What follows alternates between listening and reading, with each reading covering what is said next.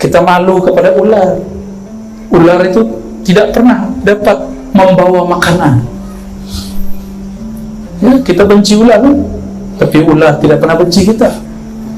Ular sampai makan, dia tidak pikir, dia tidur, dia tawakal. Kita kalah dengan burung-burung. Burung itu punya tawakal, disebut tawakal yaumi. Inilah amalan Imam Abu Yazid. Abu Yazid berguru kepada guru. Kadang burung pun ada ruhnya.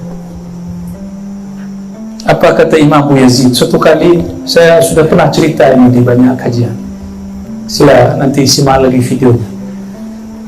Selepas salat subuh, imam masjid, hafiz Quran, ahli fiqih, ahli hadis, melihat di pojok bagian kanan, sudut bagian kanan, ada Syekh Al-Imam Abu Yazid Al-Bustami masih berzikir.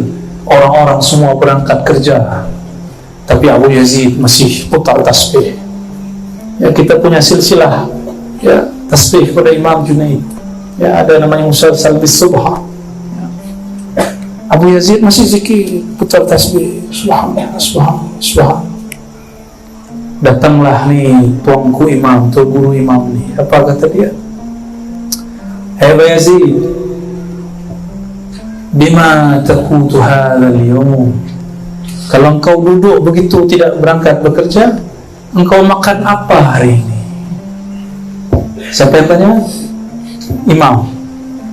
Dia imam salat, imam subuh. Kata Imam Abu Yazid, u'idu salati, saya akan ulang salatku, karena berimam kepada imam yang tidak kenal kepada Allah yang maha menghantarkan rezeki, tidaklah sah. Ini mazhab tidak boleh dipakai ya. Ini cukuplah mazhab Abu Yazid. Di mazhab fikih taklah ya. Tapi ini hanya boleh untuk orang-orang seperti beliau. Abu Yazid punya amal solat di 1000 masjid di zaman itu. Masjid jarang jalan kaki. Sepenuh negeri kan. Ada mau amalkan thariqah Abu Yazid? Tawakal seperti burung. Dia ulang salat. Ilmu ini turun. Salah satu pewarisnya di generasi jauh setelahnya adalah saudara Imam Ghazali, namanya Ahmad Al-Ghazali. Suatu kali Imam Abu Hamid Al-Ghazali memimpin salat. Dia ahli fiqh. Tapi di dalam benak dia ada banyak perihal masalah. Masalah darah haid. Dia terfikir sebelum sholat, apakah tanda perempuan selesai haid? Terbawa ke dalam sholat. Allahu Akbar, ya Allah, warna darah haid, ya Allah. Isi hati dan pikiran dia Allah bukakan kepada Imam Ahmad Al-Ghazali, saudaranya. Setelah sholat, Imam Abu Hamid Al-Ghazali ditegur oleh saudaranya. Wahai saudaraku, oh my brother, ya akhi, kenapa engkau menyembah darah? Kira-kira begitu kalau di bahasa lepas ya. Imam Ghazali tobat dengan itu. Ya tubu ila Allah, dia tobat. Maka ahli-ahli zikir nih, ahli-ahli qalbu, dia bertobat bukan hanya dari dosa mata, itu orang awam, bukan hanya dari dosa telinga, dosa lisan, dosa kemaluan, dosa perut, tangan, kaki, itu biasa. Tapi mereka bahkan taubat dari dosa fikiran dalam salat. Semoga kita ini diizinkan Allah naik makom ke makom itu ya. Oleh karenanya, jika selepas sholat baca assalamualaikum kanan, assalamualaikum kiri, minta ampunlah kepada Allah.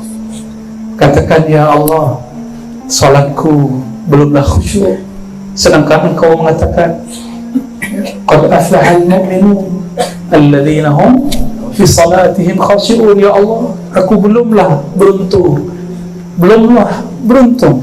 Yang beruntung kata Engkau adalah orang beriman yang salatnya khusyuk. Aku belumlah beruntung. Ini yang kita tangisi. Kita Kita menangis kenapa kita belum dapat muflihun. Inilah taubatnya salikin. Maka ada taubat awam, ada taubat salik. Orang awam taubat dari dosa zahir, salik para perindu Allah, perindu Rasulullah yang menempuh jalan kepada Allah, dia pun taubat dari dosa batinnya. Suatu kali Rasulullah SAW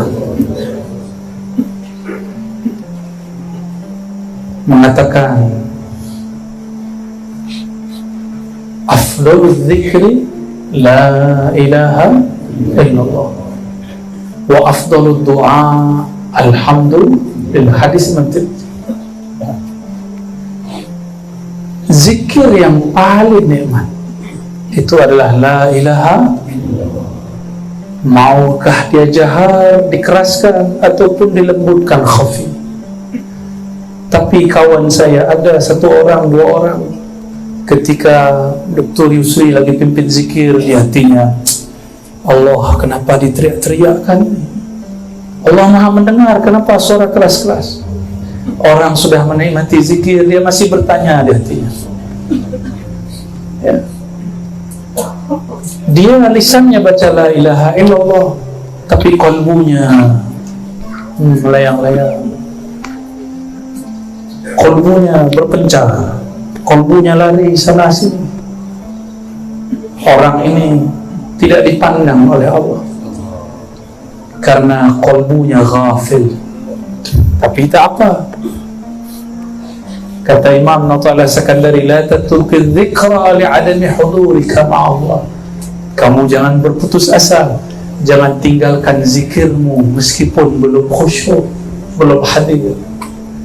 Latih terus sebut nama Allah, latih riyadhah, ya, latih. Suatu saat, di saat yang kita sudah lupa, tidak bernafsu, tidak berambisi jadi orang khusyuk, Allah kasih khusyuk supaya sang hamba sadar bahwa khusyuk bukanlah usaha dia, tapi khusyuk adalah hadiah mutlak dari Allah Subhanahu wa ta'ala. Dulu saya ingin sekali mimpi bertemu Rasulullah, maka saya setiap duha Jumat, qabla Jum'ah, saya duduk hadap sajadah, sholawat banyak-banyak, tapi tak kunjung mimpi bertemu Rasulullah sallallahu alaihi wasallam. Di suatu masa lebih dari 10 tahun lalu lah, saya sholawat. Tapi hari itu saya sudah tebar sajadah, hendak sholat duha, saya merasa penat, capek, lelah. Akhirnya saya duduk, saya istighfar, tertidur di atas sajadah, belum sholawat satu kali pun. Disitulah Allah bagi hadiah berkunjung kepada rohani Rasulullah SAW. Adalah kalam-kalam asrar yang tak boleh saya bagi di sini, itu rahasia saja. Lalu saya bangun, sudah setengah 12, jam 12 Jumat. Tapi lama saya duduk menangis. Lama saya kemudian berfikir, ya Allah, ampun ya Allah, saya dulu mengira jika engkau banyak sholawat Ar-Razi, engkau akan bertemu Rasulullah. Ternyata tidak. Justru sebaliknya, di saat saya lupa, lalai, tertidur, penat, Allah bagi hadiah. Dapatlah satu ibarat dalam kitab hikam, Allah bagi rahasia natijah itu, zaub itu, di waktu yang dia mau, bukan di waktu yang kau mau. Karena dia tidak boleh dipaksa. Ya, kita bersyukur, maka sholawat saja. Apabila sudah lupa dengan ambisi mau bertemu Rasulullah, jangan bernafsu bermimpi ketemu Rasulullah. Nanti kita akan dipertemukan dengan rohani Rasulullah SAW. Hijab kita dengan Rasulullah adalah nafsu. Tapi nafsu ini baik, disebut dengan hijabun nur, hijab cahaya. Ingin jadi wali. Ada juga kawan saya ingin jadi mursyid, lagi zikir, ya Allah jadi mursyid, ya Allah mursyid, ya Allah. Ya, ini guru-guru kita paham lah, itu ada murid-murid begitu ya. Saya pun dulu waktu masih muda belia begitu, ya Allah, ingin jadi mursyid. Tapi di saat saya lupa pengen jadi mursyid, diangkat oleh guru. Di saat kita rindu Rasulullah, tiada lagi. 3 hari 3 malam memandang apa saja yang terpandang wajah Rasulullah SAW. Seakan-akan, ya, bukan hakiki. Hanya Allah yang tahu hakikatnya. Sudah lupa itu. Sudah tidak ada minat, tidak ada lagi nafsu ingin jadi mursyid. Baru dibagi ijazah dulu. Ya. Maka tuan-tuan dan puan, afdalul zikri la ilaha illallah. Zikir paling iman la ilaha illallah. Dan yang paling mengerti la ilaha illallah siapa? Maka pintu untuk menikmati la ilaha illallah adalah ma'rifatu Rasulullah sallallahu alaihi wasallam. Mengenal, mengetahui Rasulullah SAW. Maka saya berharap tuan-tuan, tuan guru, para masyaikh, alim ulama, hidupkan majelis selawat. Hidupkan. Boleh pakai apa? Terbangan, rebana, boleh tidak. Itu hanya manhaj, cara. Ya, ada yang suka ramai. Oh, Dr. Yusri suka rock. Tahu ya?